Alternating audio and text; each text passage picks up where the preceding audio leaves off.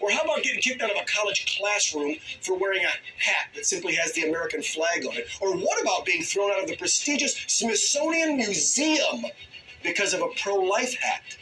Guess what? All three of the incidences I just talked about happened. We're going to discuss one specifically when we come back. Now, or take that shirt off. You can't stay if you got that shirt on. What's the shirt say? Can we make it full screen? It says, Jesus saves. That's it. On the back, Jesus is the only way. Apparently, that's offensive. These mall cops, rent-a-cops, issued a warning, but then I guess some customer must have complained, whatever, said that he was trying to preach to people, and they wanted him out. They told him wearing that shirt is considered soliciting. And again, take it off or get out. Now, of course, the mall's a private entity. So I get they can choose what they want to do, right? But let's talk about something that's not privately held. Let's talk about a place that receives federal dollars, in a place where millions go to visit to see our history of our nation. Like the Smithsonian Museum, D.C. You want to know what happened there? A group of Catholic students that were in Washington for the pro-life march back on January 20th, they thought, let's go into the National Air and Space Museum and check it out.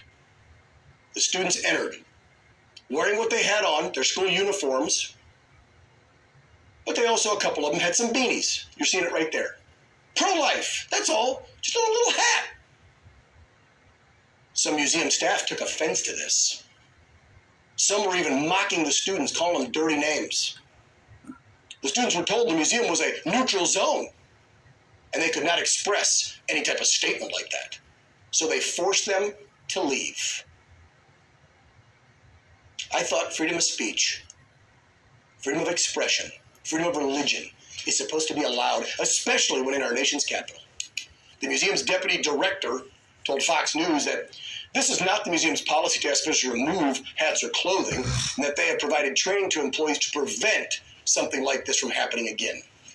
The students immediately went out and got legal counsel, as they should. They're now represented by the American Center for Law and Justice, which brings us to our next guest, an associate counsel, American Center for Law and Justice. Let's welcome Olivia Summers. Olivia, thanks for coming on the program. Do they have a case here? Because it sure sounds like they do to me. And let me tell you, they'd be throwing me out by my something, because I wouldn't be leaving or taking that hat off. Well, yes, we believe they have a case, which is why we're representing them. Of course, our law firm deals with constitutional First Amendment issues, so this is what we're well-versed in dealing with, and we're looking to pursue legal action.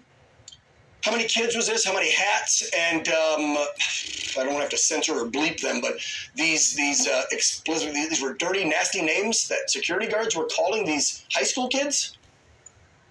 Yeah, so the group totaled about 12 to 15 students and chaperones.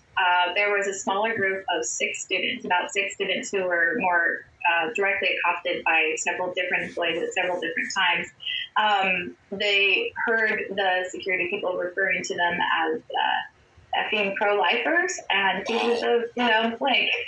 So, yeah, it was quite egregious, and they were justifiably upset that they were told that they had to remove their hats because they, spoke out for life. I hope you guys win this case. I can't imagine you won't. This has to be the most clear-cut case of censorship of your freedom of religion and freedom of speech in this country, especially when you're standing in the Capitol in a museum that you and I are all funding to pay for. This is insane. Yeah. Olivia, best of luck to you. Please keep our team updated. And if we can, I don't know if any of the kids or the parents are speaking out. We'd love to have them on the program. But if not, give us an update when this goes to trial, please. We will do that. Thank you for reaching out to us. And thank you for fighting for life and for these kids. Olivia Summers, Associate Counsel over to ACLJ. Thank you. Appreciate you. Coming up.